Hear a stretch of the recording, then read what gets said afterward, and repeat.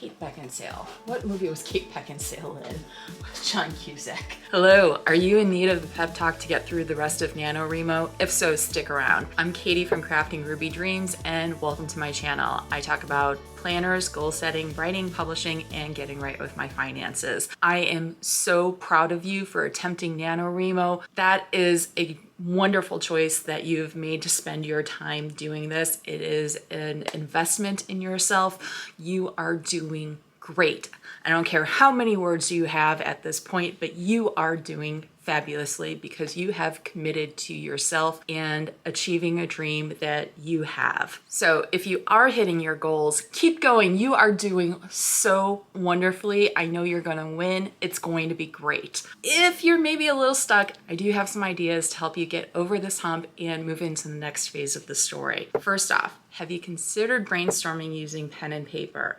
I know not everybody can do this. I do have a very good friend who's lost the ability to write, but if you can find some way to mimic that, either by talking out loud, using some other way of brainstorming than you usually do. And the reason I suggest doing a method different from what you usually do is that will get your brain moving down a different track.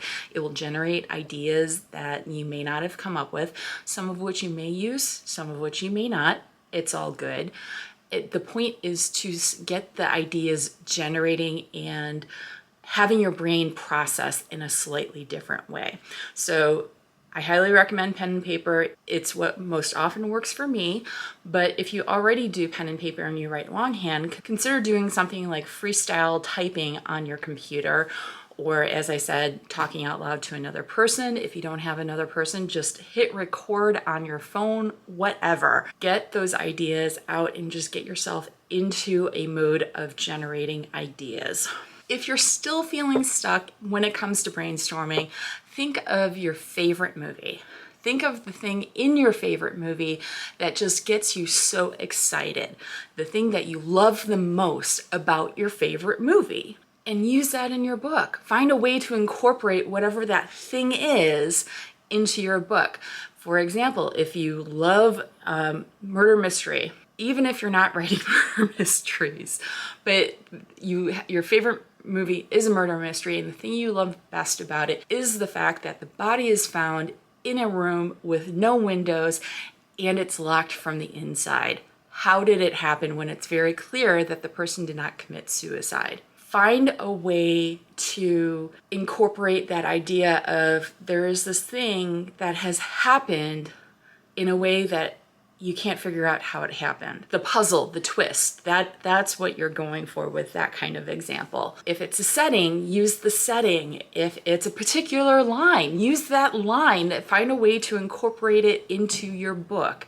So find the thing that you love most in your favorite movie and incorporate that into your book. Next thing, and it's very obvious, I have murder mystery on my mind. Even though I do not write murder mysteries, I never have, but that's the genre I actually started out reading when I was a kid. And it's a genre that I do love to go back to, but it's also my personal background. I got a degree in forensic anthropology, so I really like true crime too. So my next suggestion is to kill off a character. It can be quite fun, quite liberating, and your point may not be the mystery, actually. It may not be to like murder the character.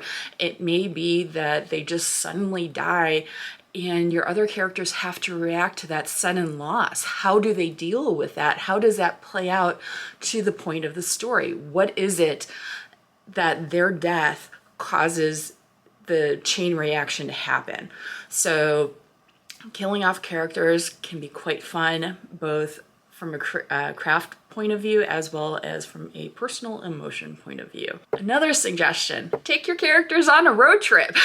Whether it is you're writing a contemporary set in the United States or set somewhere else, or they are in a high fantasy world, a road trip is an interesting trope in that it forces your characters to depend on each other. And how do they interact? How do they work together to get to the end point of the trip? And It can also be a really great mental exercise right now, since so many of us are stuck at home, and you can do a lot of research as to where is it that you would love to travel and write about that and describe how you would want to travel. And it's, like I said, just a wonderful mental exercise for yourself, as well as a great craft exercise. And then finally, this might seem a little weird, but I promise I have found inspiration doing this, and I know so many other people have as well. If you have a paper dictionary or a thesaurus, go and grab that book, open it to a random page, and then just let your finger just drop down random word. And take that word and find a way to incorporate that into the story. What can you do? Is it going to be more appropriate to one character, or is it going to be more appropriate for another character to use? Is the meaning behind the word what you need to incorporate?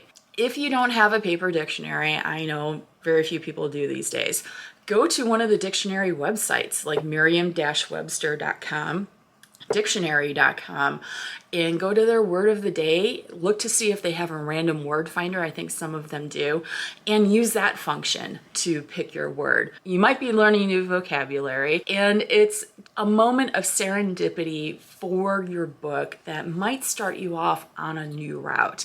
And just like the brainstorming, you may have never thought of using that word or using that idea, but sometimes to get to where you want to go with Nanowrimo, you have to go down a road never imagined. Forget the road less taken. It just may be the road never imagined. So let me tell you a story about one of the books that I won Nanowrimo with. This book is not published. It is never going to be published because it is a complete and total mess. But my goal for that book was to win Nanowrimo. So I was just going to get 50,000 words out there in order to win. That was what my goal was. And so it started out as, I don't even know how it started out. I truly don't know, but it ended up essentially being Scooby-Doo meets Fantasy Island with even more murder. So it's a complete and total weird mess. But I got to the 50,000 words, and I just followed all of the weird road never even imagines. And that's how I got to the 50,000 words. So use what resources you have available. Let your mind wander. Let your mind find what it loves. Oh, here's one more tip.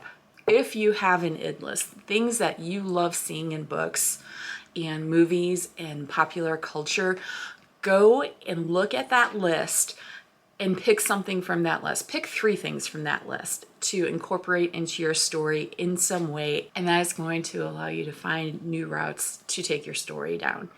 And I hope you're doing well. If you are meeting your goals, keep going. I am so proud of you. If you aren't meeting your goals, that's fine. You are still trying, and that's the important bit. You are still trying and working to achieve your goals. That's the important thing, is not to give up on yourself. Do not give up on yourself, because I believe in you. I really do believe in you, and you, I am sure, believe in yourself deep down.